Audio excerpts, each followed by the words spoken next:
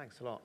Hi, my name is Nick Taylor. I am a product marketer at Brandwatch, and I'm going to talk to you today a little bit about what we've been doing recently with geotagged data specifically in Brandwatch analytics. A little intro to Brandwatch and who we are. We're not a massive evil corporation yet. We were founded in Brighton.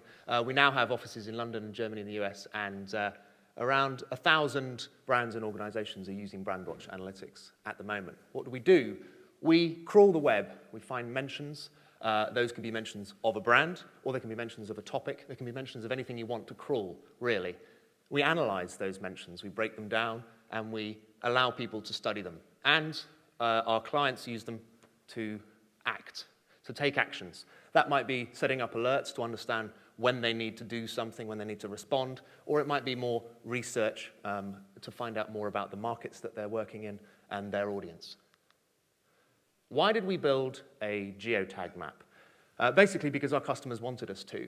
And it's a really interesting slide here because you'll see the examples on here are very, very specific needs that people had. This is a really important thing for us, I think, while we develop this. It's really beautiful. It's fun looking at maps. It's really nice seeing lots of dots and coloring them in. But they were originally built to do tasks. We had a bank that wanted to see mentions around a specific branch.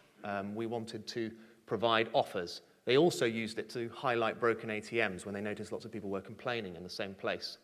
We had a retailer that wanted to see why they had delivery problems, or where they had delivery problems, and understand why they had a bad reputation in a specific part of the country in the southwest, and understand what it was and who it was and exactly what was going on.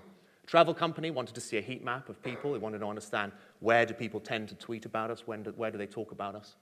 An analyst wanted to understand regional buzz about his business, and another retailer wanted to see how responses to a campaign started to spread across the city, where the people picked it up, when it moved to another location, and hopefully how it spread across the world for them. Here it is. So we're visualizing these geotagged mentions all on a map. This is for Brandwatch, so this is where anyone in the world in the last couple of months has been talking about Brandwatch, and you can see where there's a sort of darker congregation of dots, you can see there's more and more people talking in those areas. We built some other views. This is the cluster view. This is particularly for queries where you're looking at things with lots and lots of mentions going on. This is about Hillary Clinton, just after she announced her campaign for presidency. And you can use these to sort of zoom right into that street level, start finding the individuals, looking for where is something going on that I need to start engaging with and acting about. And lastly was the sentiment view. This one speaks for itself. Red for bad, green for good. There's two maps going on here. You won't be able to read them, but the top one is Hillary again, and the one below it is Ted Cruz, both just after they announced their nominations. Now, this is Twitter, and it's also politics in America, so there is a lot of red. However, you can already start to see a story forming if you look at those two maps, especially if you look outside the US. It's probably not that surprising, but Hillary is obviously much more popular outside of the country than Ted Cruz is. You can see there's lots more green dots than red. How accurate can you go? Well, you can go right down to street level. You can look at exactly which road someone is on. You can look at even which building they're in. And if it's a nice big building like Gatwick Airport, you can see where in the building they are when they're talking. This is Vincent having a very nice time, you'll be glad to hear, at Gatwick Airport. Fast and efficient bag drop. And he is over near the bag drop, I would hope, somewhere around there. I had to have a look at a different airport, and apologies for that, but purely because I wanted to show you these two pictures side by side, just to start to understand what's happening when we're looking at these mentions and what happened when we sort of said, well, who's on the left-hand side of the building, who's on the right?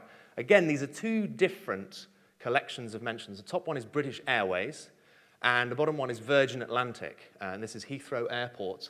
And those of you that know Heathrow Airport a little will know that Terminal 5 is in the west side, and Terminal 3 is towards the center. Heathrow Terminal 5 is where British Airways takes off from, and Terminal 3 where Virgin Atlantic is. So you can start to see that's where people are talking about these specific brands in that airport. And we're going to look at even more closely. So this is, again, the Terminal 3 zoomed in. These are the Virgin Atlantic mentions. And if we have a look at who's talking and what they're saying in each of these places, it's really quite remarkable just how accurate and how the context of what they're experiencing and what they want to talk to the world about is affecting their conversation. So here's Davey, and he is at the Virgin Atlantic Lounge, and he's having a lovely time. Paul is in Terminal 5, so why is he talking about Virgin Atlantic, you wonder? Well, have a look at his tweet. Fly Virgin for 20 years across the Atlantic, never a problem. Try BA just once, total disaster. And also my favourite, most British hashtag of the year award, hashtag bloody awful. Carissa is actually on the tarmac, and you can see that is actually where the runway is around there, and her plane hasn't taken off. She's complaining that she's been stuck for 7 hours without moving. And who's just outside the airport? William Lee, the plane spotter. So what are we going to do with all of these maps? It's a really, really important question for us, that these aren't just interesting maps. And those examples from Heathrow are lovely and delightful to see, but how are we going to use this information? For us, really, the key is about how we present it and how we filter this information, finding that context that really is important to the people that are using these within our app. Sentiment you've seen, and sentiment's being used a lot to find out where there is specifically lots and lots of negative commentary going on. We're looking at authors and their impact and their influence as well. Where are the important people? Why are conversations spreading in a certain area? Categories, we're starting to split these mentions up into perhaps different products that a company might make and say, right, well, where do people talk about this particular product and where are people thinking about this? Are we going to need to shift this unit over here for the Christmas holidays, and are we going to shift this one to another location? And also time. I've got an example of what we can do by looking at the mentions over time. This one is actually from April the 1st, and you might remember there was a fire in Holborn. It was right near our London office. And these are snapshots taken looking at specific time frames over the day. And it's quite delightful to see that it really literally does start in Holborn and start spreading across the country. It's the kind of thing you can imagine would happen, but we haven't really seen it up until now. We did the same thing with BBC Question Time during the elections, and in this case we have colour-coded each of the mentions. So blue, David Cameron, red, Ed Miliband, and yellow, of course, Nick Clegg. And you'll see, if you remember this episode of Question Time, the three leaders spoke, and it started off with, we'll come round to it again, David Cameron.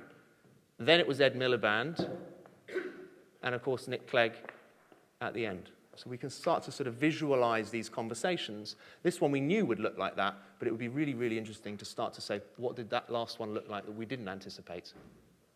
What's coming next? We've been talking to a few of the people who are using it already, and we've also been coming up with some ideas for ourselves. First of all, the animated replays that I have mocked up are now being in high demand because people want to see what happened last week to my company. Where did the conversations happen? And we want to see politicians using it and saying, like, I want to know how the message spread and where the people were that were interested. We also want to turn it around and say, instead of where did this conversation happen, I want to look in a specific place. I want to have a location query, and I just want to have every single conversation that's happening in that small pocket, in that small place. We want to start having a look at these areas and seeing what it is that are the main topics, who are the people that are in those places talking. We want to start categorizing it and tagging it. We're also going to have some really nice new maps underlaid. So, for example, a big shopping mall wants to put a map underneath this so that they won't see just, oh, there's lots and lots of mentions going on in my mall, but actually that's happening in this shop, that's happening in this shop, that's happening in the loos, that's happening down in the car park. And some personalized pins. People want to have some stuff to remind them where their stores are, where their businesses are. What are we going to use it for? We have people using it for all sorts of things already. Some of the key points that I showed you at the beginning, people are obviously, that's what they wanted, and that's what they're using them for now. But we see a few other really interesting areas for exploration and innovation with this. Advertising, for a start, finding people who have been to a specific place, tailoring adverts towards their activities and their movements, and travelers especially, who really require a different kind of advert depending on which place they're in at that time. Market research, having a look generally at where people are talking about things and who they are. Campaigns to measure those campaigns and see the spread, like the Holborn Fire, hopefully. But also, we want to start seeing people using these maps in their campaigns and encouraging people to tag themselves in a specific location, to become part of a competition, to join in a conversation with the brand. Journalism, we've seen a few people asking if they can use it to source and confirm witnesses, that they can actually detect that they are in the place where they say they are, talking about an event that's just happened, and hopefully even detecting events that are happening in a place where there's lots and lots of conversation. And of course, customer service and reputation management. I think this one's probably one of the strongest at the moment already, but being able to tailor your response to a problem that is happening with a local flavor and a much, much faster, more accurate strategy. And that's everything we've got so far at the moment. There's lots more to come, and thank you all very much for listening.